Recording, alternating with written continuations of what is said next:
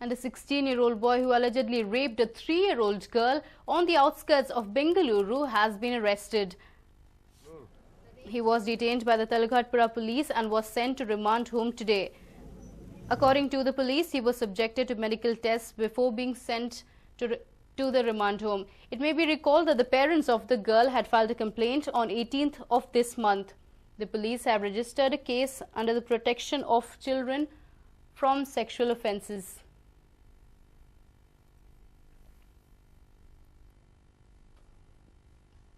Even as protests continue against the 6-year-old's rape, a shocker from Talghatpura where a 3-year-old girl was raped. And what's even more shocking is that the accused, the boy who has been arrested, is a minor himself, a 16-year-old.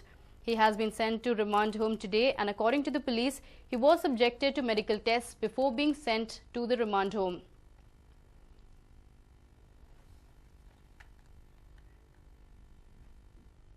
A 15-year-old girl claimed that she had been sexually assaulted inside the seminary of the Sisters of Holy Nativity in Hennur. The incident shocked everyone as the girl claimed that she was thrown naked within the premises of her house in broad daylight. But within a week, the police have raised several questions about the incident. Initial investigations hint that the girl was never assaulted in the first place. The police interrogated more than 30 people, of whom at least 10 nuns are from the same seminary. The girl's clothes have also been sent to the forensic lab for testing. According to the girl's complaint, the culprits had written on the left leg of the girl. An interesting observation by the police states that the girl was a right-handed person and the handwriting was found to be similar to the victim's. Not just that, the witnesses say that the ink that was used to write on the girls matched with the pen's ink that was found inside the victim's vanity bag. The police have recovered her clothes that were on her naked body when she was unconscious. In most crimes where a girl is sexually assaulted, her clothes would have been torn, but in this case, the girl's clothes were intact. The two women with her claimed that they returned within a span of 2 to 3 minutes, and interestingly, none of them heard the doorbell. Moreover, questions have been raised on how the girl can be knocked unconscious, raped in mere minutes, and gained consciousness when the two women sprinkled water on her. The police have sent the victim's clothes and innerwear to the forensic lab for investigation. The initial reports do not suggest any kind of sexual assault against the girl. The police interrogation at the ceremony has revealed that the girl was initially hesitant to file a complaint with the police. The police claimed that neither the girl nor any other members at the Sisters Holy Nativity cooperated with the police investigations the following day. This has made the police wonder if the girl was indeed sexually assaulted. These are the questions that come to mind when the police raise such doubts. If it is proof that the girl had faked her rape, then it would certainly bring shame to the city. While thousands are protesting against atrocities against women, if the 15-year-old's complaint is found to be fake, it would definitely raise eyebrows. Auto drivers with defective auto meters in Majestic ran into trouble today. Take a look as to how and why. How often have you felt you have been overcharged by an auto driver? You suspected that the auto had a defective meter, yet could not prove your point to the driver. You are not alone. According to the Department of Legal Metrology sources, thousands of complaints have been filed against defective meters in autos. In the wake of those complaints, officials of the department, in collaboration with Uparpet Traffic Police, conducted a raid on autos in Majestic. Recently, the government has revised the tariff for the auto rickshaw fare meter. Tariff for the new tariff, only the auto meters with new tariff have to be applied on the roads. So this has not been complied by the good number of auto drivers and owners. So this is also an offence under the legal metrology provisions of the Act. Simultaneously, this is also being overseen. We appeal to the drivers and owners of the auto rickshaw to switch over to the new tariff and get it verified and re-verified by the department and stamped by the Department of Legal Metrology. More than 800 autos were verified and 60 of them had defective meters. Officials confiscated the meters after detaching them from autos. We have checked around 825 auto rickshaws.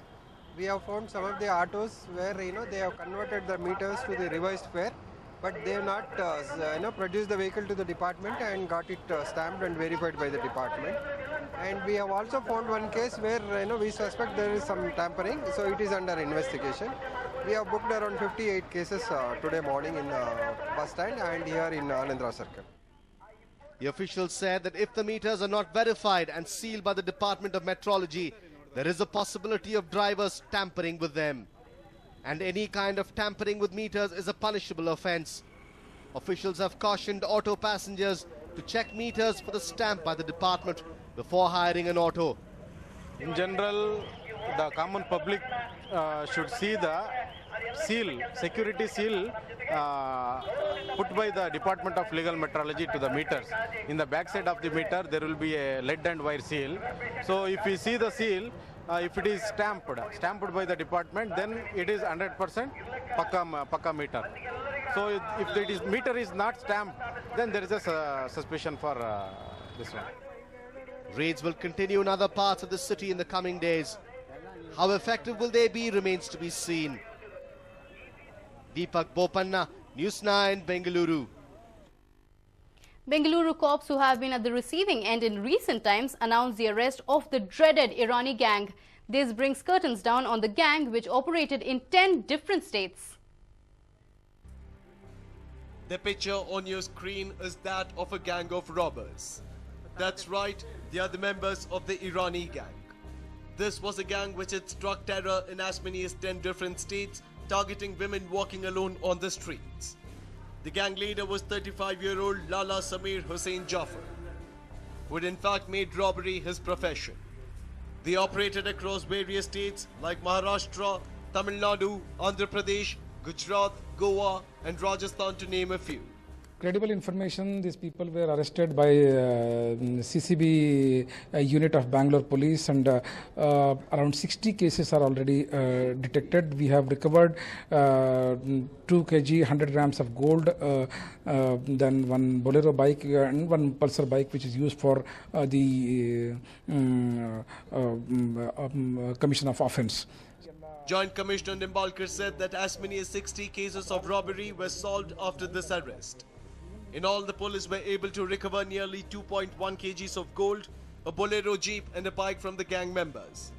Specifically saying business, that they have converted this into a profession itself. They don't have any other profession. But how did the gang operate? Listen to Pranab Mohanty, Additional Commissioner of Police, narrate the modus operandi. ಅವ್ರದ್ದು modus ಆಪರೆಂಡಿ ಏನಂದ್ರೆ ಯಾರು ಒಂಟಿ ಮಹಿಳೆ ನಡ್ಕೊಂಡು ಹೋಗ್ತಿರ್ಬೇಕಾದ್ರೆ ಅವರಿಗೆ ಹೋಗಿ approach ಮಾಡಿ ಮುಂದೆ ಒಂದು ಆಕ್ಸಿಡೆಂಟ್ ಆಗಿದೆ ಅಥವಾ ಮರ್ಡರ್ ಆಗಿದೆ, ಯಾವ್ದಾದೊಂದು ರಾಯಟಿಂಗ್ ಆಗಿದೆ, ಸೇಫ್ ಅಲ್ಲ ಅಂತ ಹೇಳ್ಬಿಟ್ಟು ಅವ್ರ ಕಡೆಯಿಂದ ಮಾಂಗಲ್ಯ ಸರ ಅಥವಾ ಏನಾದ್ರು ಬಂಗಾರದ ಏನಾದ್ರು ಆಭರಣಗಳು ಇದ್ರೆ ಅದನ್ನ ತೆಗೆಸಿ ಯಾವುದೋ ಒಂದು ಪ್ಲಾಸ್ಟಿಕ್ ಕಂಟೈನರ್ ಅಲ್ಲಿ ಇಟ್ಟು ನಂತರ ನೀವು ಆ ಕಡೆಗೆ ಹೋದ್ರೆ ನಾವು ನಿಮ್ಗೆ ಕೊಟ್ಬಿಡ್ತೀವಿ ಅಂತ ನಾವು ಪೊಲೀಸರು ಅಂತ ಹೇಳ್ಬಿಟ್ಟು ಇನ್ನೊಂದು ಅದನ್ನ ರಿಪ್ಲೇಸ್ ಮಾಡ್ತಾ ಇದ್ರು. This is a major breakthrough for the city cops who had seen a rise in such robberies. There were instances when the gang would strike 5 or 10 times a day and then decamp to Mumbai with their booty. Now the gang doesn't have to travel to Mumbai but can go right behind bars. Nagendra Babu for News9, Bengaluru. And in some big news just coming in, Rustam Kerawala granted conditional bail. Vibgyor founder chairman was arrested last night and was taken into custody. He was taken into the judge's residence soon after arriving in Bengaluru. After he was arrested in Daman, Magistrate Sadanand Kalal grants Rustam bail. Let's not forget, he was arrested on charges of hiding evidence in the 6-year-old's rape at Vibgyor High, and now he has been granted bail.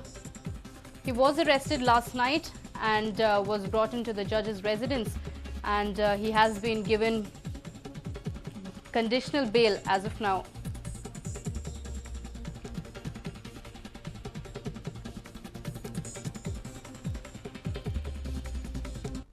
And well, moving on now, if you still consider music as just a hobby, then think again. A music workshop in Nama City has changed this perception. Take a look. These aspiring musicians are part of a 10-day vocal training workshop, and one of the persons involved in the workshop is the Mozart of Madras, A.R. Rahman. The musical maestro's sister Fatima Rafiq was in Namma City to explain and educate the citizens on how music is now a mainstream career and one can get a professional bachelor's degree in music.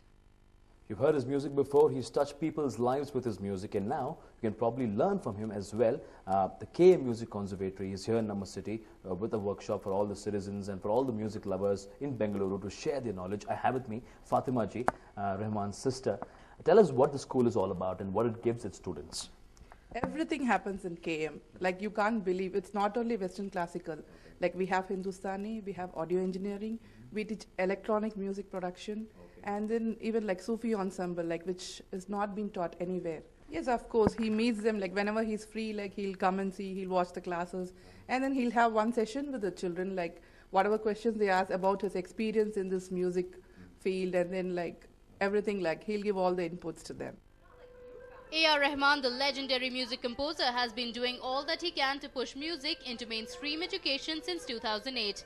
He has also hired professionals from all around the world to give music students an international edge. The academic coordinator of Rahman's music school talks to us about music courses being offered in India.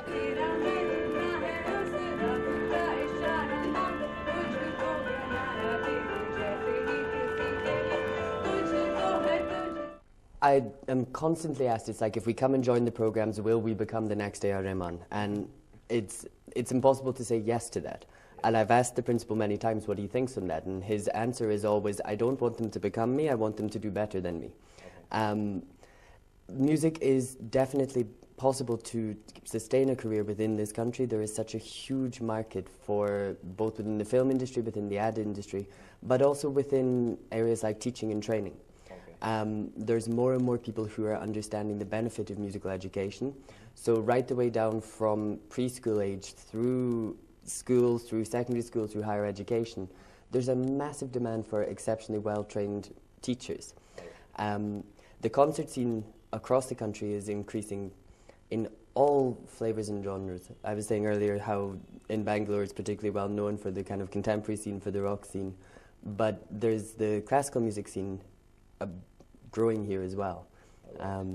So yes, entirely possible to sustain a very, very happy and healthy career within music. A.R. Rahman's music school has finished a 10-day workshop in Namma City.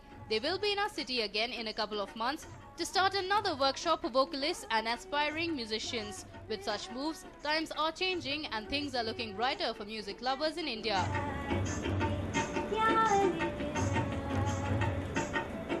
Vivek Vinayak for News 9, Bengaluru.